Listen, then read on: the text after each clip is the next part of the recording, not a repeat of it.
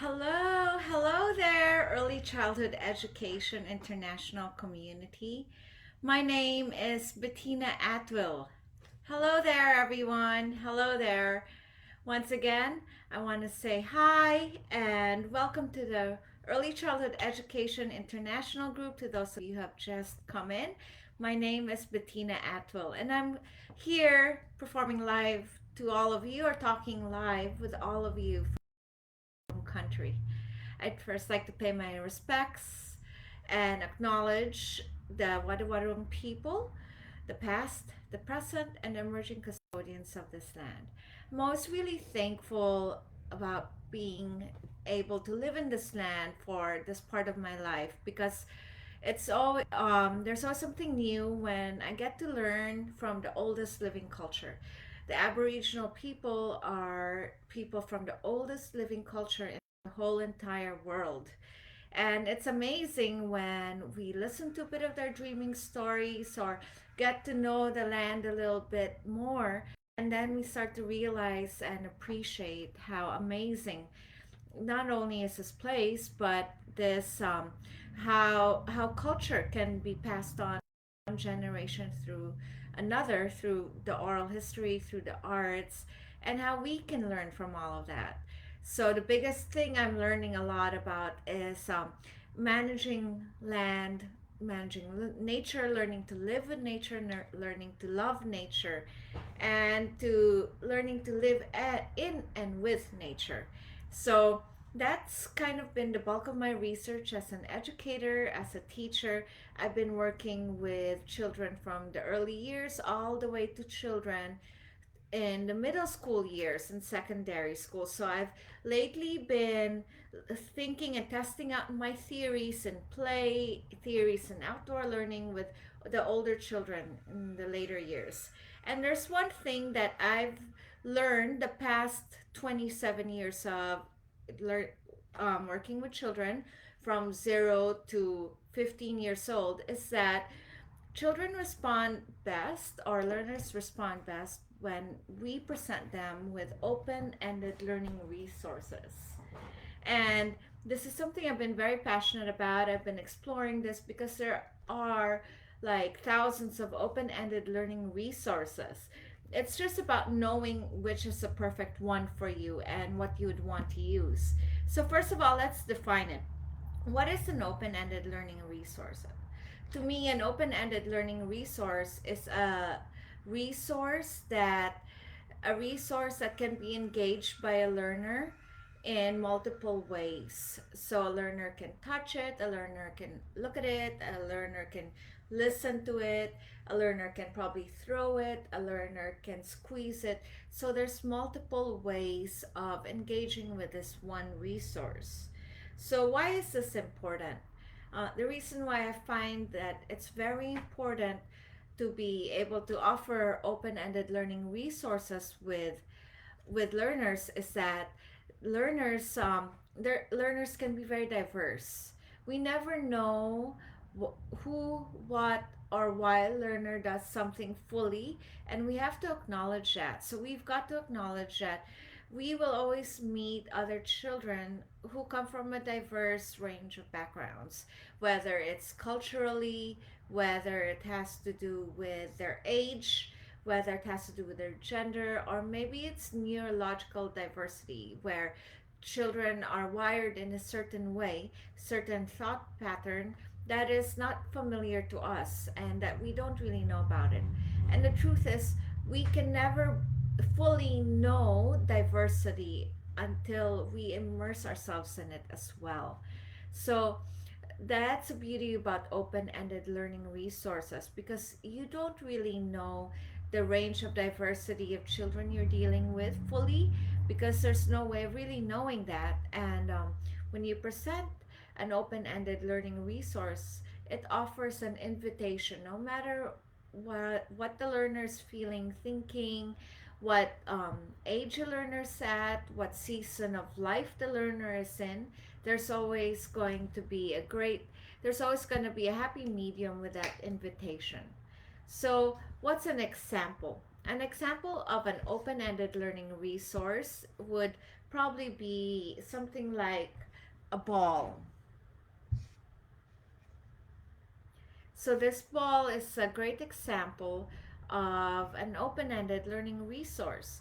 The reason for that is that there's many ways a person can engage with the ball. So my son, who's 4 years old now, is really having fun throwing the ball into targets and into different buckets. And another learner might be able to enjoy catching the ball. And you can also pass the ball, and it depends on what type of ball. So this is a rubber ball, so it will bounce. So this is really great as well.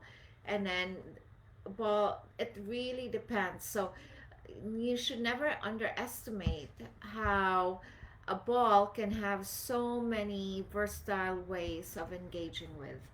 So that's one example. You can roll it, you can find it, you can catch it, you can throw it, and it's perfect for hand and eye coordination as well. So that's one great way. But what about open ended learning resources? Like, where do we find most of this? And the best way or the best place to find open ended learning resources, well, yes, the toy shop, but the thing is, toy shops, we kind of get lost with the packaging. We get lost with all the all the selection and all the choices you have with toy shops, and you kind of lose track of whether it's open ended or not. But a great place to start off would be your outdoor environment. So being outdoors is great for getting to know or collecting open-ended learning prompts or learning resources, like something as simple as stones, or something as simple as stones can open up so many doors. So I've as I've mentioned, I've been working with children from the early years all the way to children in secondary school from 13 to 14. And it's amazing how crystals and stones can have the same type of hold the same type of engagement and wonder in the young children and in the older children as well. So the younger children love collecting it, love transferring it from one place to another, just love using it, holding it. While the older children will begin to start to investigate a bit more, like what type of rock is the certain rock, it what part of the rock cycle is it in, or even they can investigate, is it just a rock or is there something else deeper. So lately my grade 7 and 8s have been really into fossils and getting to know fossils and doing deep dive research into fossils. So these are great open-ended learning resources. Now, the best way to